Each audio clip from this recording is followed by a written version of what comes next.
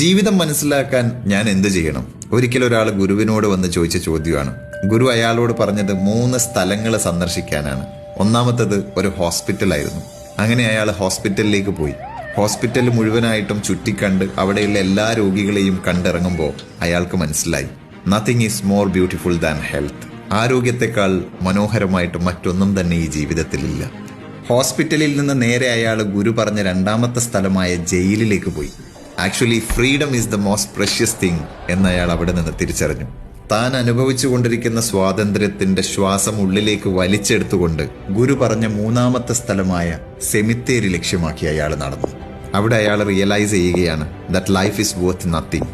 ജീവിതം ഒന്നുമല്ല. The ground we walk on today will be our roof tomorrow.